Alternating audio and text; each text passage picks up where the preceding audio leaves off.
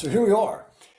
Remember, what we're doing in this course is I'm going through it's an introduction to philosophy course, right? So I'm not going into in depth in what the God arguments are, the anti-God arguments are. Same thing for ethics. Since it's an intro course, I've just decided to let the ethics course speak to the ethics, right? All the specifics of the ethical theories. And the same with the philosophy of religion or apologetic type courses regarding the God and anti-God arguments. So we're going to start here with an overview of different ethical theories, right? So this would be your beginning slide, intro to philosophy right here, obviously, ethics, and then this general overview of some different ethical theories and where that would go, and so on. Now, again, I can't stress enough, guys, if you want more of this, right? If you want the classroom discussions over all these different ethical theories, let me know. I'll get you a video link if possible, and as always possible, you have the podcast link too, where it's the same material just without the slides and whatnot. This will also round out our discussion on our intro to philosophy course for the most part, unless I say otherwise. So hopefully you enjoy this, and let's get this party started as we go into our ethical theories in the classroom as an overview. I'm sick of that. I'm sick of that. It's a good way to start, huh? Right. So what we're going to do is, as if you already missed it, we've already started talking about ethics and how what's so interesting is that all these shows that we're enraptured with, or whatever, especially at the onset of these shows that show these dystopian futures, future apocalyptic type scenarios that they're wrestling with, major philosophical questions and ethical issues. For instance, the movie The Road. Have you seen that? I mean, that's the same thing. World goes to hell, and everybody's like, all right, how do we behave now? What are we supposed to do? Like, how do we live? And so you got these groups that are bad guys. What we traditionally see as bad guys. But then in light of the context of the movie or whatever, you're like, but what makes them bad guys? Right? Well, if you're thinking, if you're a thinking person, that's what you think about. It's like, all right, these are the bad guys. Clearly these are the bad guys. Like in that movie, The Road, it's like the father and the son. The mom, takes on this atheistic existential feel of like, why even bother living here? Like, why live like this? Which again is just kind of the atheistic existential stuff of Jean-Paul Sartre and all those guys. Well, you just got to choose. Well, so she decides to. I don't want to do a movie spoiler or anything. So if you want to see that, and just plug your ears for a second. So she essentially just decides to off herself. And so the dad is just left with his little boy, because the mom is like, look, like it's just a matter of time until this group of basically just wild heathen, pagan whatever overtake us. I mean, it's just every man for himself kind of thing. And she's like, personally, I just don't want to watch our son be raped and killed, and then you just tortured and killed and take your jacket and whatever basic little necessities that you have, and just, like, why don't we live this way? Right. So she decides to kill herself or whatever. And so the dad just doesn't want to do that. He just can't bring himself to do that. He wants to try to live for some reason or whatever. Well, then the bad guys come along, they find the little boy and the dad. And so again, according to in the traditional sense, we see that those guys are the bad guys, right? But then, if you're a thinking person, you start to ask, well, what makes them bad guys? Like, there's no law, there's no government, and if we're back to survival of the fittest, do any of these ethical theories that we'll talk about, like, do any of these work in that sense? So imagine you've got bad guys coming up to do these atrocious, things or whatever.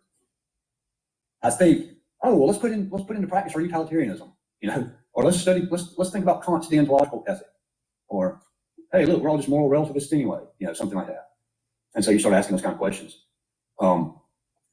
Does anybody have anything you want to jump off with or begin with before we start to kind of look at those ethical systems, just like we did in the God arguments, how we looked kind of at a 1,000-foot overview first, just to kind of give us a broad, understanding in some sense of what we're going to look at before we get into each of the specifics of those.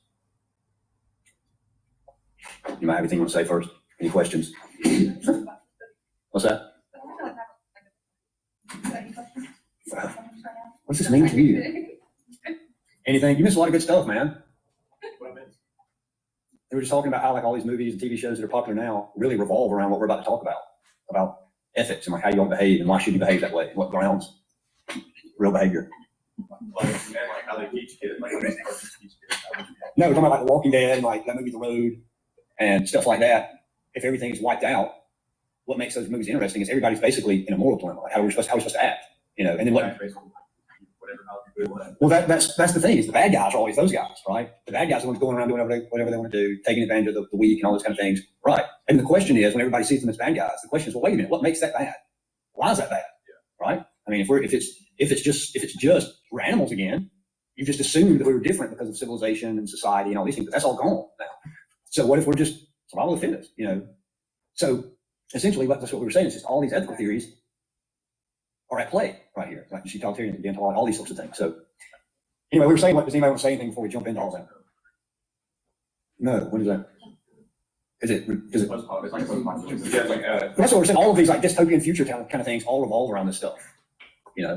Or even like that movie Quiz Show. Y'all remember that movie Quiz Show? Have you seen that? It's out on Netflix right now. It's really good. It's called Quiz Show. And it's about like all the handle and rigging of those quiz shows, like in the 50s and 60s that were so super popular, and how basically like the investigation and how it all came out, they were all rigged. And it's really interesting. But one of the spots in that, a part in that movie, is he's like, what do I do? Like, and he tries to, in the movie, he says, what would Kant do right now? Meaning, Kant, and we'll talk about Kant's deontological ethic, meaning how should I act in this particular circumstance?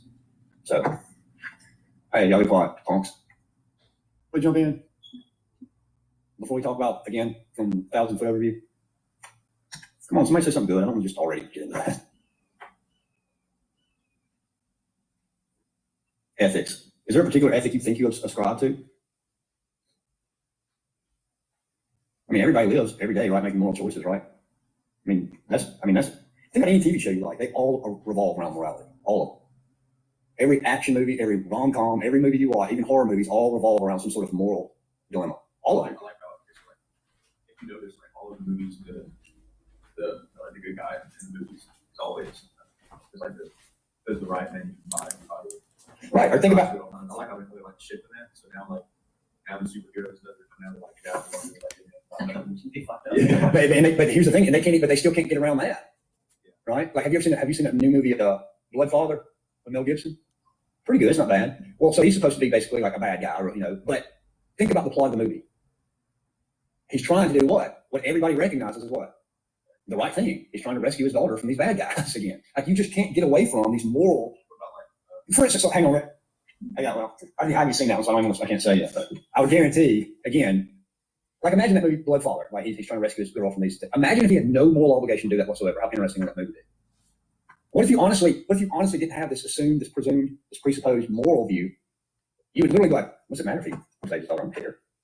Like that you just can't live that way. Everything that makes all this stuff interesting is this moral conundrum that ties up all this stuff. I mean, even freaking Superman movies, right? You want him to save so-and-so because that would be what? Right thing to do. Like you feel this obligation, like, man, he ought to do this. But what if that was completely gone? What if you didn't think like that? What if you were just like, who cares? Right. Or would you know? Remember, not necessarily. Remember, they just don't feel, right? But they may not. But it doesn't mean they don't know, right? What? In general, because he's like, I'm kind of a superior race of being. I don't really have to say, but in the comics, he fights with that a lot. And I know they're playing that up in the movies now. Well, yeah, like when it first came back out, like what was like when I was a little boy, General Zod or whoever, but those guys, the new ones, what was one of their big things against Superman in the newer one? Right. And what was their whole point? And what were they saying? Not morally wrong. What were they saying? What was their main thing in that? They're like, we've evolved. What? We've evolved past what? Or past morality.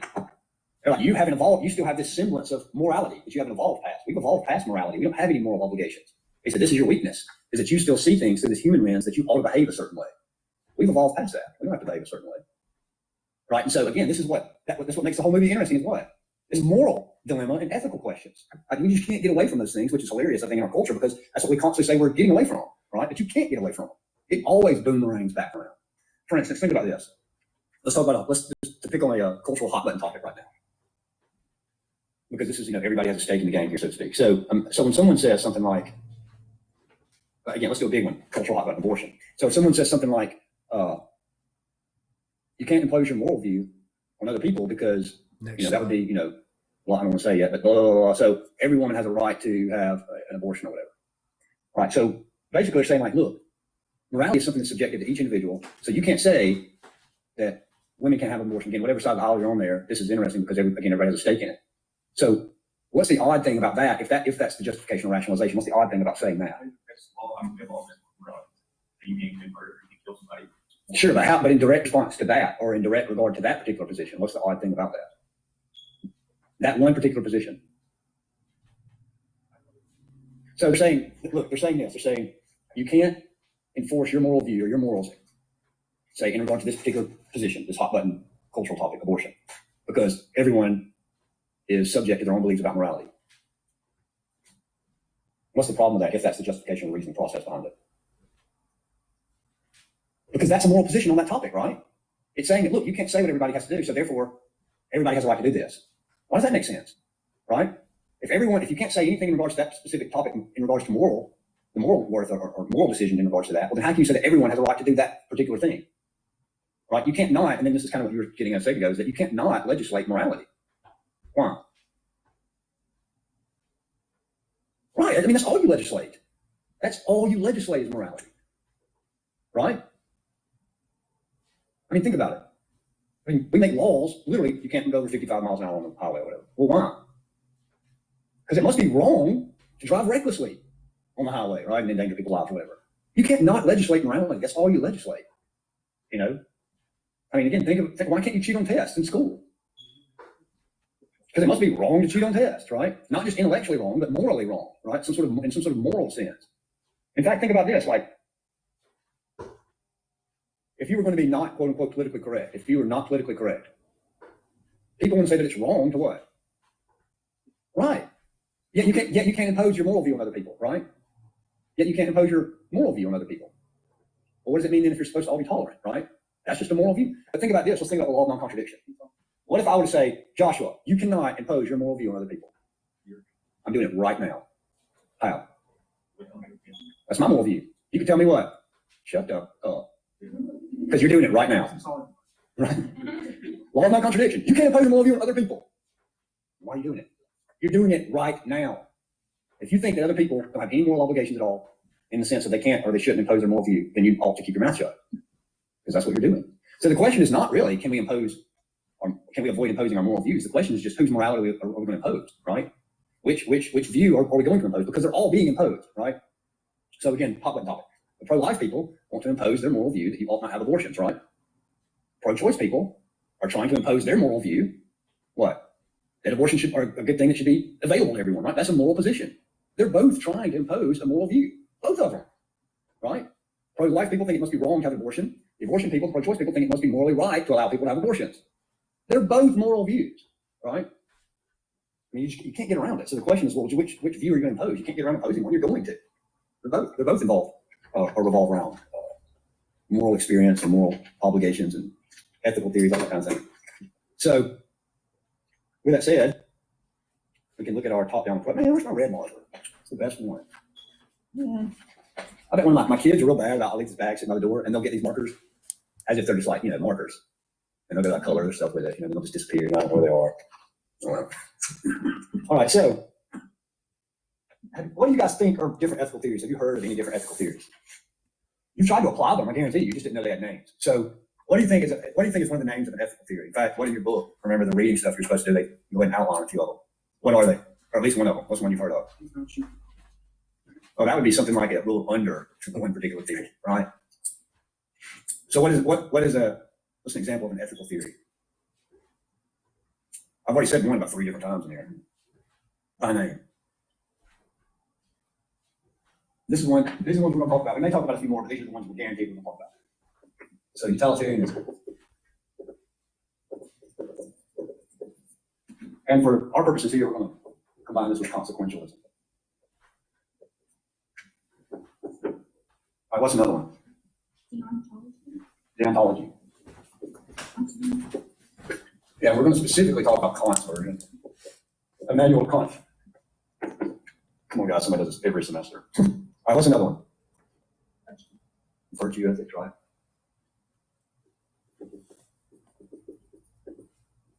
And we'll probably combine this with something like natural law theory. Natural law theory. What's the other big one? This isn't technically an ethical theory, but we're going to talk about it under the genre of ethical theories because you'll see how it is distinct but not necessarily different. And this is the big one on college campuses usually. What do you think it is? And in culture. Moral what? Relativism. So these are the ones that we'll for sure talk about, and hopefully we'll be able to bang out a few more in regards to that. But these are the main ethical theories that we'll deal with. Oh, and this one probably too. We'll probably go on this. Divine command theory, which is a version of this theory right here. Deontological. It would fall under something like a deontological type ethic. Now, let's go ahead and talk about this first. You've got a deontological type ethic. Well, usually all of these are going to fit into a category that's going to be something like this, deontological, which means basically you look at the principle, that specific principle where that particular rule always goes. And then you have to figure out how you work it out. Well, then the others are going to fall into this other kind of category. So you're going to have this kind of first one. The others are going to be something like this kind of category, a teleological type category. And what do you think we mean by that? Remember when we're talking about the existence or the arguments for God's existence and non-existence, what does teleological have to do with? It's going to be similar to that. The end goal, right? Remember, if the teleological argument for God's existence has to do with the end or final causes, right? Well, then a teleological ethic is going to have something to do in that regards too. So, I mean, again, it's different. It's more analogous than it is univocal in its meaning there. But it's going to be something like that too. So totalitarianism, do you think it's going to be a deontological type ethic or teleological type ethic? Consequentialism, utilitarianism, what do you think that's going to have to do with? Right, it's going to be something about back that way, right? It's going to be right here, or it's going to be, well, what happens over here, right? So utilitarianism, consequentialism, it's going to be, well, what happens not necessarily right here at the moment, but way down here. So that's going to fall into something like that, right? Deontological, that's pretty self-explanatory. Is it going to fall into the deontological type ethic or a teleological type ethic? Right, it's going to fall into this one first, the deontological type ethic, which makes perfect sense, right? Now, deontological is all about that particular right or wrong, right there. It's not necessarily concerned about what? The consequences, right? In fact, you could kind of sum up a lot of deontological ethical theories with that phrase, you do the right thing, hell the consequences, right? Now, this one would be completely reversed.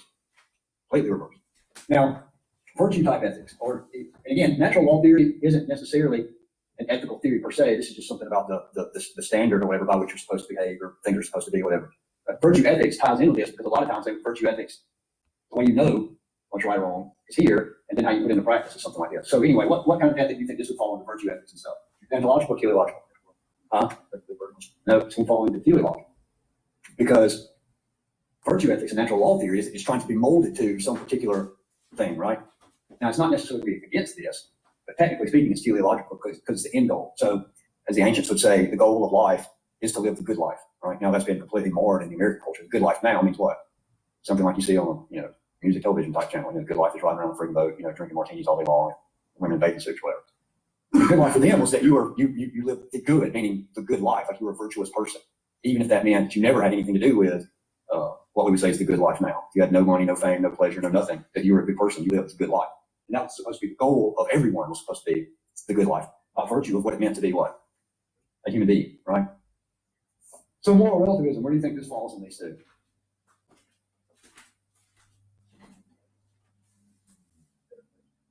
This is actually a trick question. Where would moral relativism fall here? Neither. It says they don't even exist, right? No such thing. No such thing. Divine command theory, where do you think that would fit? Teleological or deontological type ethic?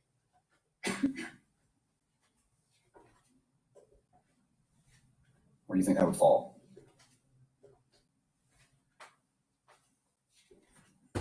It's going to fall here. It's going to be a deontological type ethic, right? Now, again, looking at all these, kind of to highlight, you're going to have roughly these kind of types of theories. This and this, deontological and teleological, all these are going to roughly fall into one of these kind of categories here. So, roughly speaking, what are our ethical theories that we'll probably look the most at? We've got them right here. What are they? This is just literally as easy as reading the board. What are they? Huh? All of them. Yeah, you're right. Utilitarianism, deontology, specifically Kant's version, and then probably divine command theory too, because that's popular. Virtue ethics and/or / natural law theory, which coincides with that. Moral relativism and divine command theory. And also under moral relativism, I'll probably look at one your book talks about, which is ethical egoism. which is, but not necessarily really different from moral relativism. I think, because personally, this is just me, but personally, I think that ethical egoism is just moral relativism in a tuxedo. I mean, I really think that. I mean, when you read your book, you're supposed to have already read it. So if you hadn't read that, there's theories there. But see if you come to that same conclusion when you look at ethical egoism. See if you think that that's also moral relativism dressed up kind of in a tuxedo. Which do you think? Which do you think will probably be the one that I would want to most talk about, the most fun to talk about? I think. Wow, why do you think that one? Man, that's a fantastic argument. Let's put that in the form of a syllogism. It is in premise 1, premise 2, because 3, therefore. All right, so any other guesses? Which one do you think I think is the most fun to talk about? Was that all right? Well, maybe. What are you gonna say, Joshua?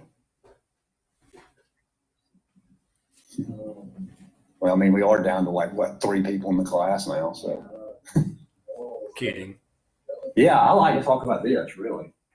Honestly, I'm kind of being disingenuous. Like, I really like to talk about all of them. I think they're real fun. But I really like to talk about this one just because this is so prevalent right now, right? That's Especially on college campuses. moral Like relativism. little kids aren't moral relativists, are they? Why not? Right, a lot of times it does, doesn't it? Old people usually aren't moral relativists, right? And moral relativism is so popular. I think it's the opposite.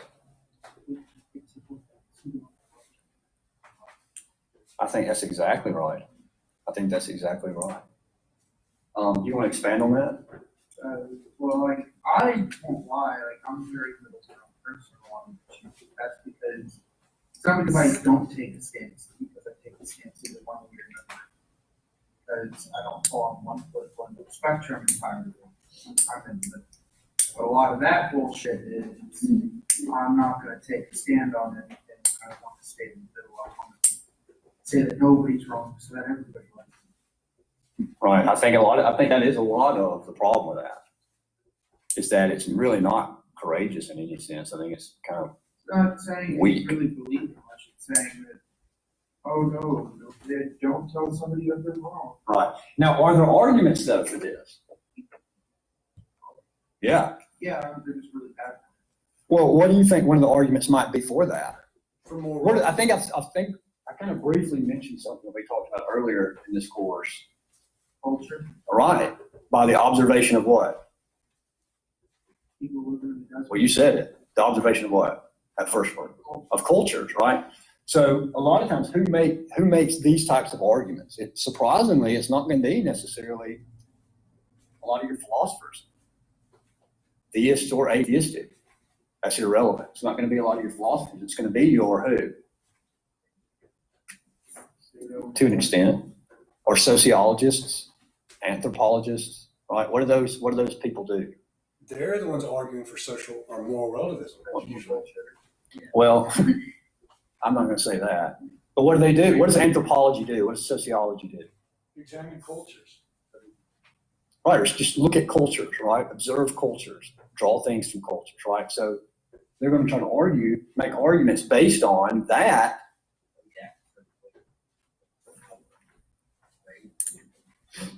Or they're going to look at descriptive, like, all right, ethical, all right, I should have said this earlier.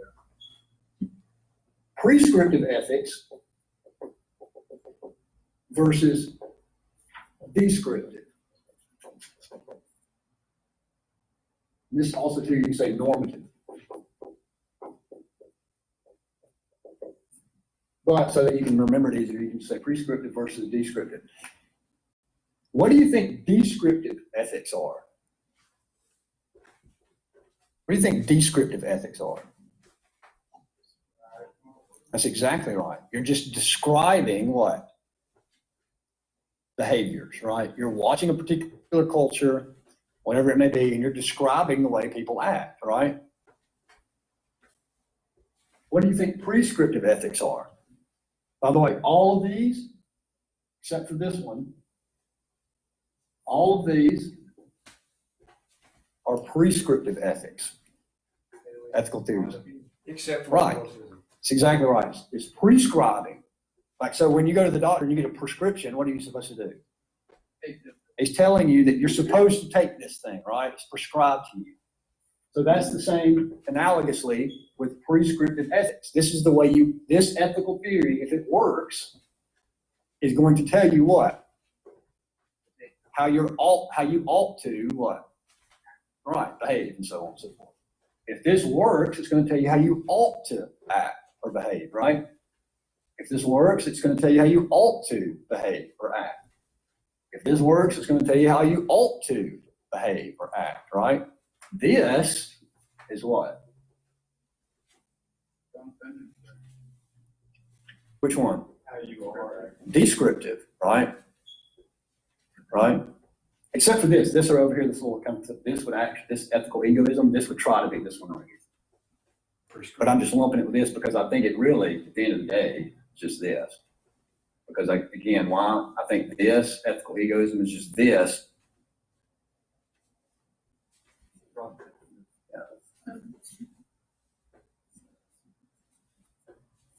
Seems ethical egoism is just moral relativism and a crappy time. And that's about how good I think the tuxedo looks too. Exactly.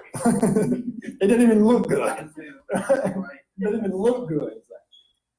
So anyway, well, she just got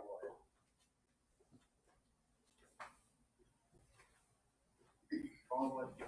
Joshua, don't you wish you had these skills?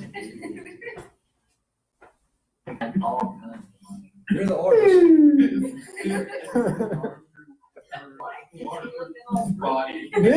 This is that grandma flab, that mama flab. Who's seen mama flab? You know, under your mama's arm. It holds it up.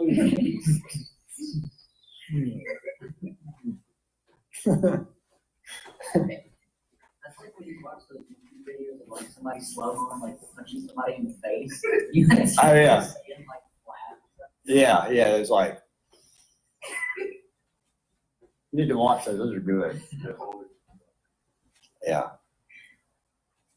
You said that letting it moving your hand from your mouth. Good, always comes out too. All right, so prescriptive, descriptive, this is how you ought to behave.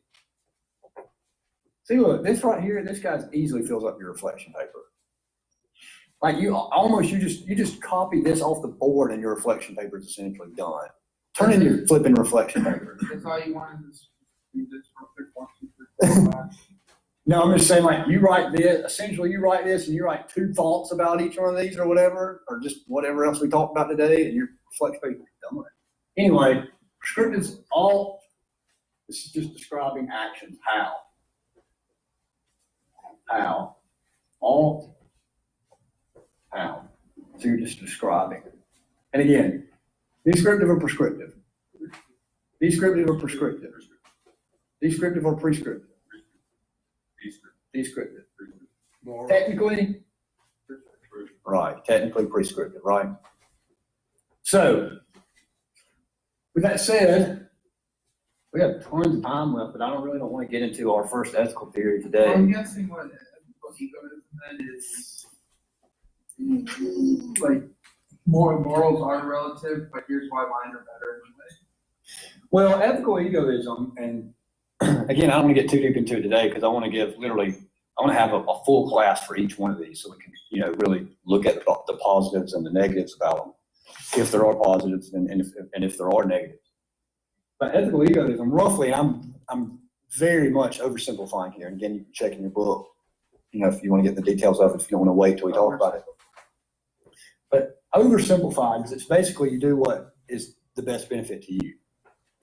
And that's how everyone ought to behave, because if everyone does behave that way, if everyone, quote unquote, looks out for themselves or does what is the best for them, then that in some way, and I'm going to be very uncharitable here, very uncharitable,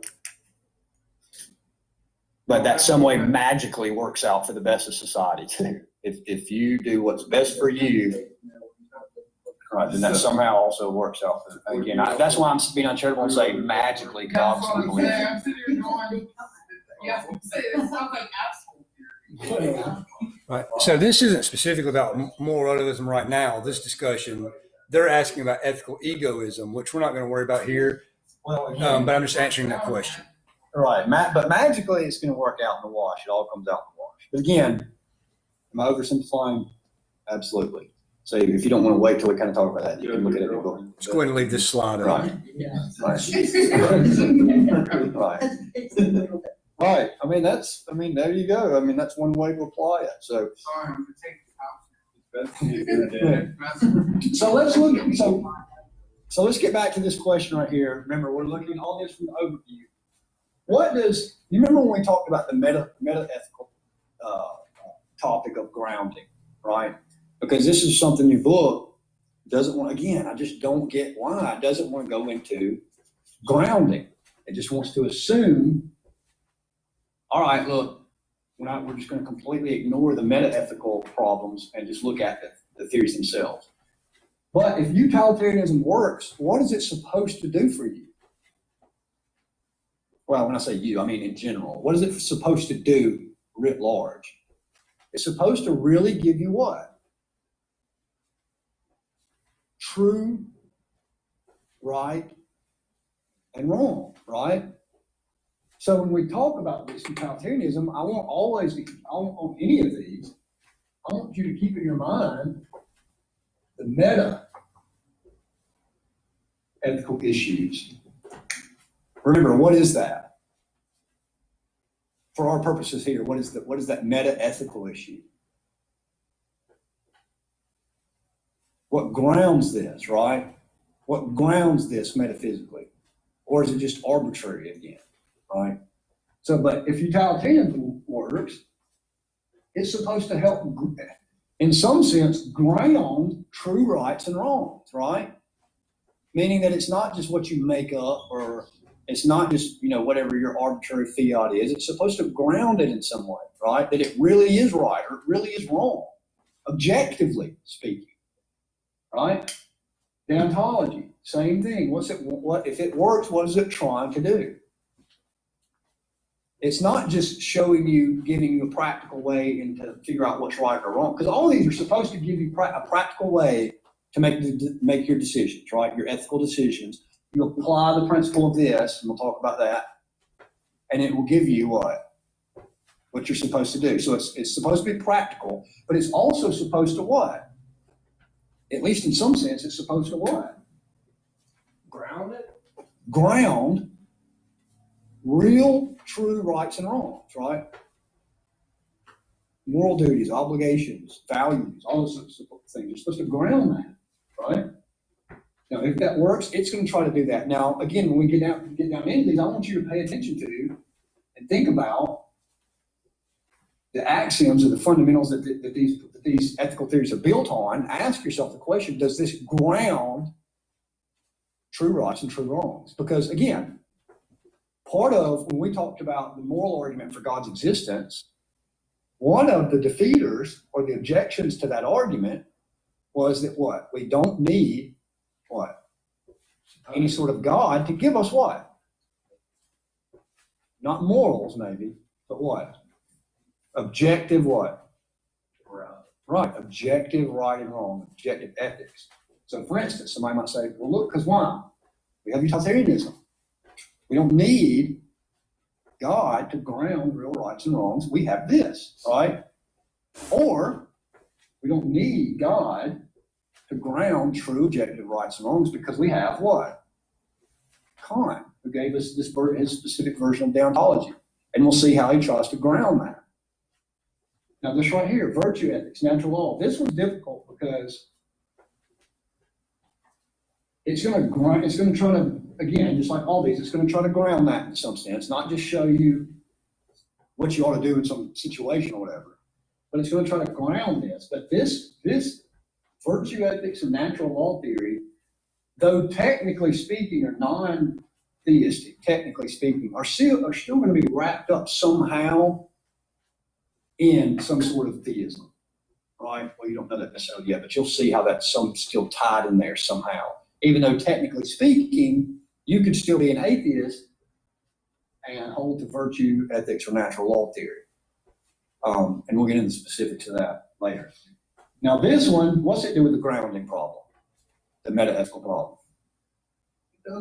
Right, there's just not one, right? Moral relativism. All right, now, I think this one is probably most obvious. How do you think this one's going to ground the metaethical problem? Divine command theory? Right, or some sort of theism, right? So it's going to ground it in God somehow, right?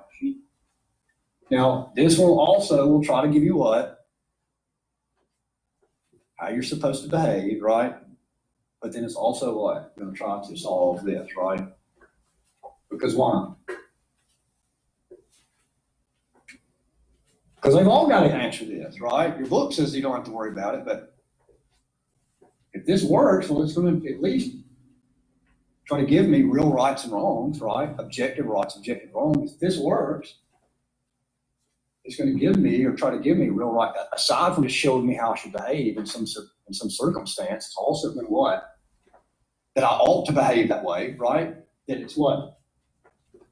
That I ought to do this, right? Not just that it's a good idea, or maybe you should consider this, but that I ought to, if this works, I ought to do what this says, right? Well, when we talk about oughts, we're talking about this too, right? That it's really right or really wrong, regardless of what anybody, what? Thinks or is brainwashed or goes against or whatever. Same thing here. This is just out to lunch.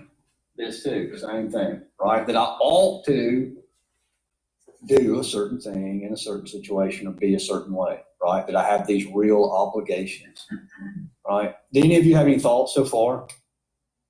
We might get out of here a little early because, again, I don't want to go into the specifics of each one of these. And so they each have their own kind of day, their own day in court. Any thoughts?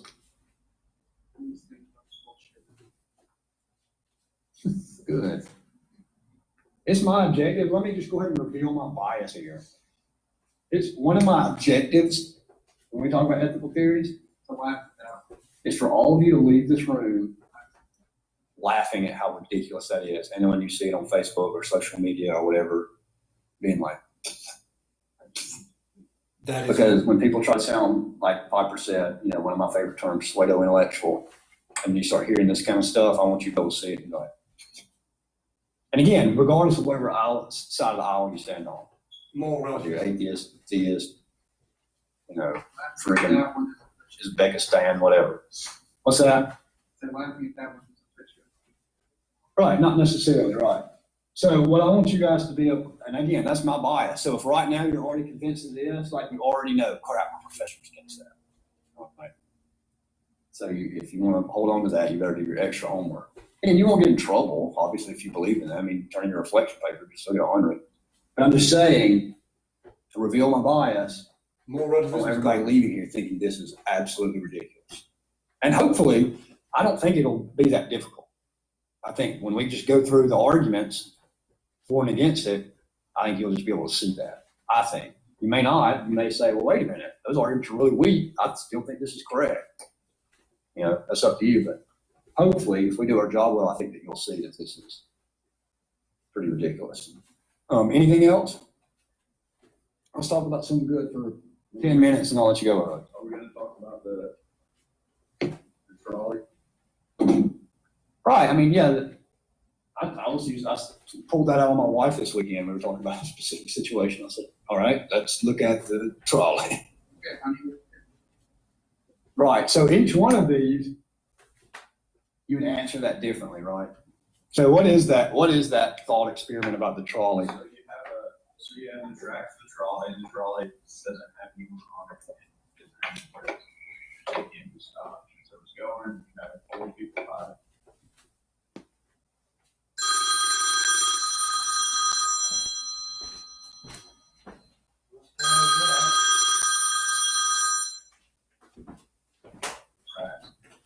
But you notice that right before the 4 people, there's 11.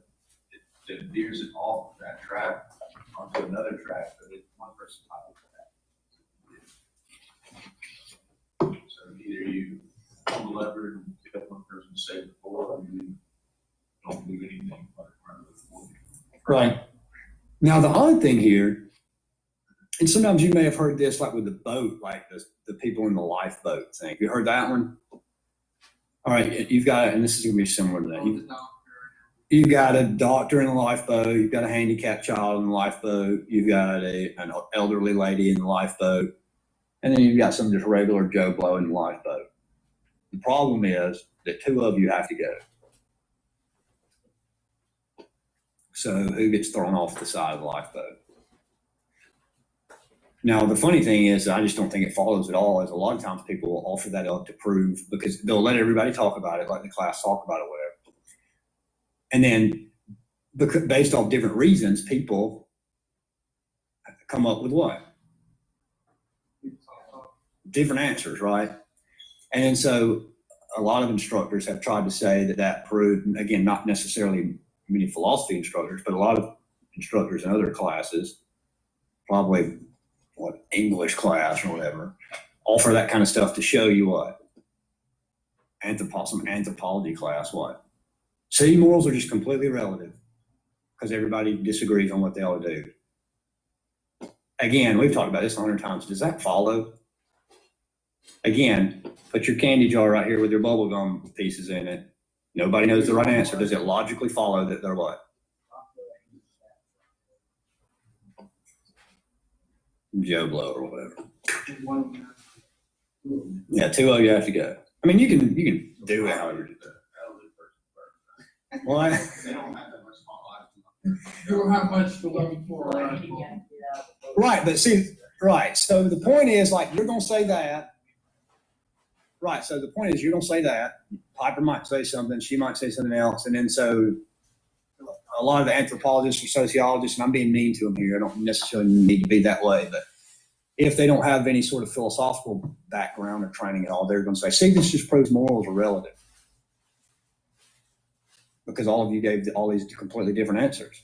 There's not you don't know the right thing to do. You don't know the wrong thing to do. See, there's just not one. But again, does that logically follow? No. Just because we all can't agree on an answer. Right. It just doesn't mean there's, right, exactly. Again. Right. Or some difficult algebraic equation, right? Or let's say that you put in an easy ethical scenario, right? You've got 3 kids or 3 people on the lifeboat, same scenario, or however many people we said a minute ago, same exact people, and you've got a crate, a 50-pound crate of bananas. Well, you have to drop the lifeboat by 50 pounds or everybody's going to die. What do? You throw off the 50-pound crate of bananas, right? Right, but still, it's pretty easy to say, well, all right, at least first we throw off the crate of bananas, right?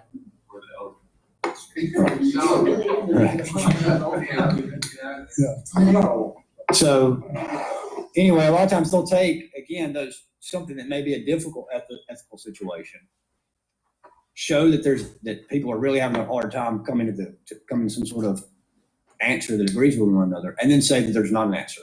That's just like, I think, pulling up a difficult algebraic equation as opposed to just 2 + 2. Pulling up the most difficult algebraic equation and saying, look, people are having a difficult time coming to this, there just must not be an answer. It just doesn't follow, right? Just like it doesn't follow, or to flip that rather, if you say 1 + 1 is 2, why didn't you just give an example like that? They all agree. Well, that's too easy. Okay. But just by throwing up a hard one doesn't mean that there's not an answer. It just means you've just thrown up the hard case where people are really having a difficult time, right? So what were you going to say? Right. Or that maybe you should take an intro to philosophy class before you get on a freaking lifeboat. Before you get on a lifeboat, take an intro to philosophy class. Like, could you argue? If this is how I would argue that, I would say, hey. Oh, so you're still bound. You're bound to throw somebody off the flipping lifeboat. As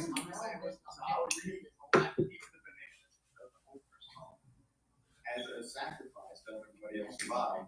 And the reason that you would do that. A sacrifice to who or what? You? So it's the same concept of like actuals, right? When they're Well, I mean, if people are, paxable.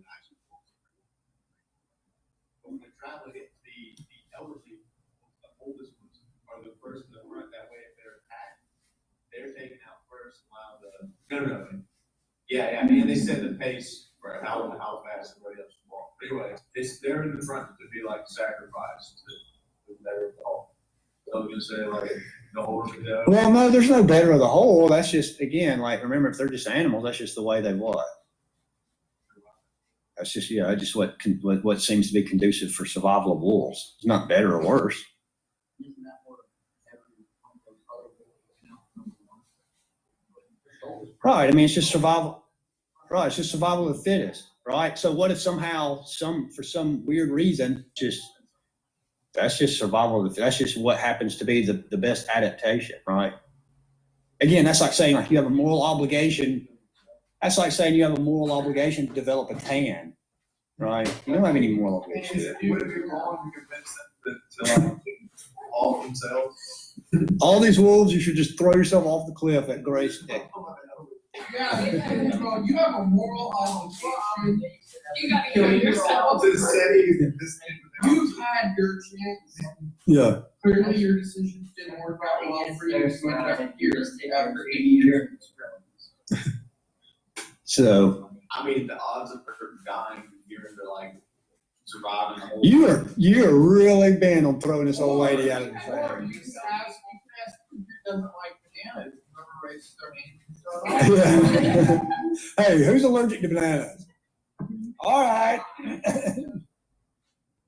Just feed them a banana. There we go. Yeah. Well, what sucks is they're like, we could have made a whole nother life raft out of that banana crate.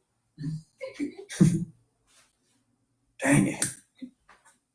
So again, one of these things too, what I want you to look at in the background is that how are they going to solve, or do they even believe in ethical dilemmas? What do you think I mean when I say moral dilemmas? Huh? No, let's say that you have one standing thing, because some of them may not even allow for it. They may say they don't even exist.